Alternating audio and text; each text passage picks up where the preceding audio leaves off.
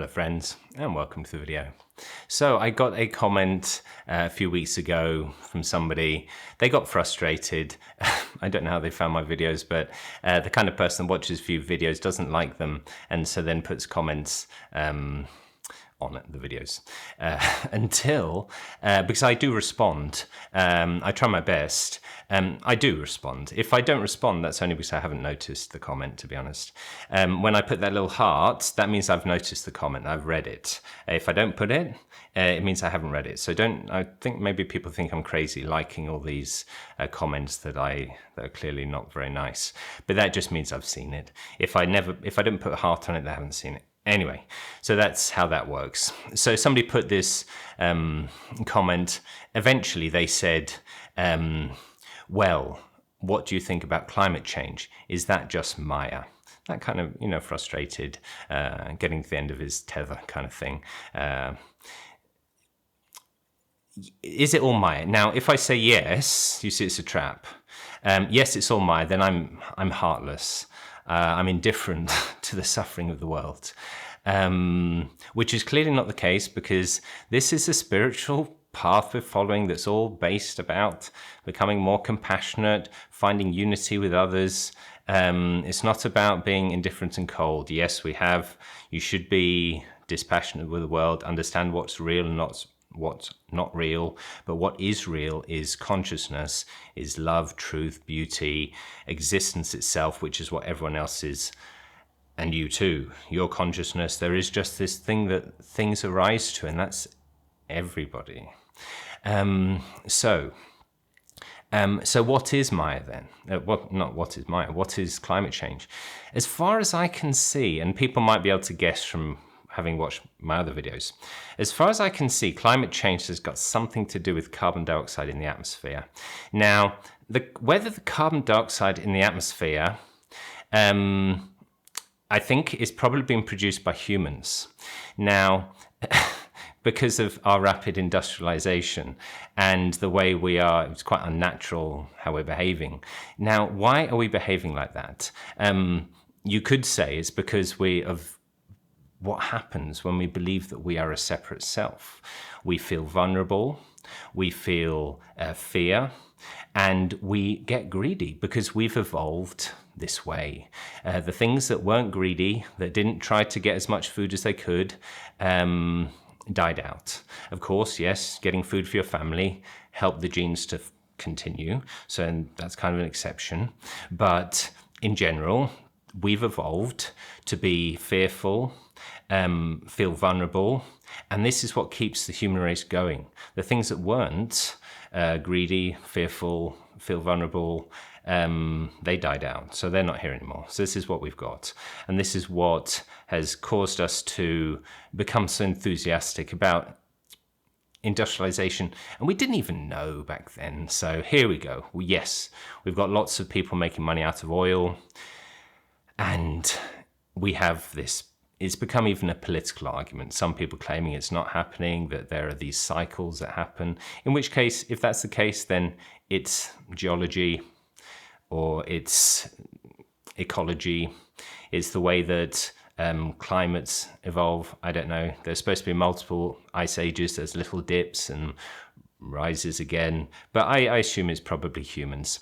Now, so humans, the world, all of that, this feeling that we are separate, the vulnerability we feel, and the need that we want to be safe because we don't feel the truth that we are being itself and untouchable.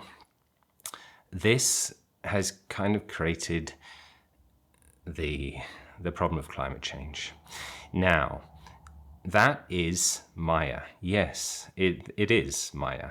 But what's it within Maya? How is it working? Well, it's working through evolution. It's working through societies, human weaknesses, the way that we've developed science, that we discovered using petrol before we discovered solar panels, all of this stuff. This is what's happening.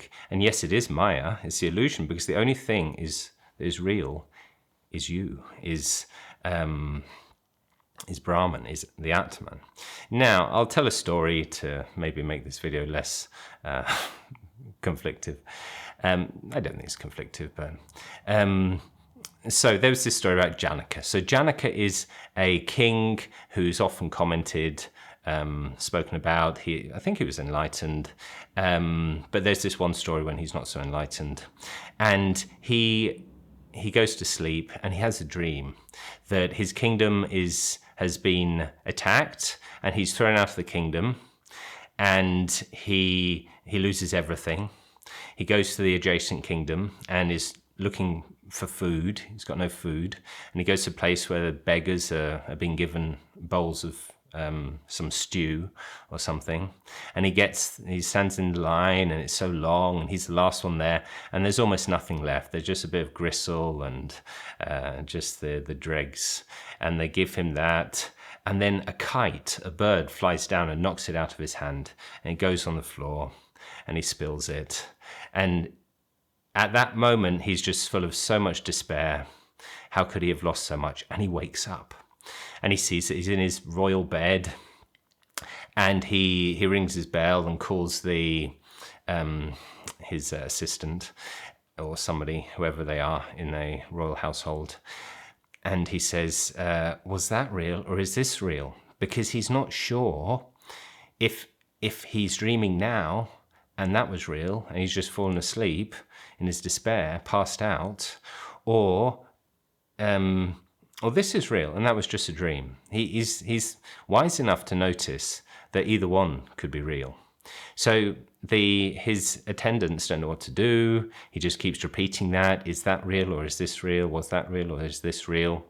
And Ashtavakra, a famous sage, the person who's, we hear from the Ashtavakra Gita, he comes to him and says, okay, tell me your problem, my lord. And the king says, well, I had this dream. It was really terrible. I woke up and now everything's okay again, but I just don't know if this is a dream and that was real. So can you tell me, is this real or was that real? And Ashtavakra says, when you were there in the dream, was any of this world here? And he said, no. The king said, no. And then he said, well, and right now, in this moment, is any of the dream there? And he said, no. And so Ashtavakra says, but so therefore, neither one is real. But the thing that's real is the thing that was always present. You are real. So you are real, and everything else is not real.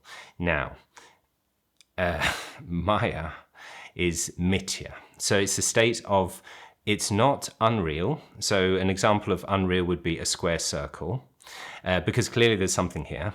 I see climate change. Well, all my students keep saying, oh, it's so hot this year, much hotter than last year. I'm sure climate change is true, because I have discussions about this while I'm teaching English. There's always this part of the book on all the different levels that have a climate, ecology, environmental studies part. And they always say, yes, it's absolutely clear that things are changing. The weather is crazy now. So clearly we see it, but so it's not unreal. It's not like a square circle. It exists to some degree, but it is also not completely real, because only you are real. Everything else is dependent on you. Now, so this thing, mithyā, this illusion that is not real nor unreal, which is what Maya is it's something that it's like the snake and the rope. You see you see a rope on the ground and you see it as a snake. The snake is clearly there's something there, because it's not just nothing, but it's actually you're seeing the rope. That's the real reality. It's a bit like a lie. So if you say something true, then that's true, that's real. If you don't say anything at all, then that's the equivalent of unreal.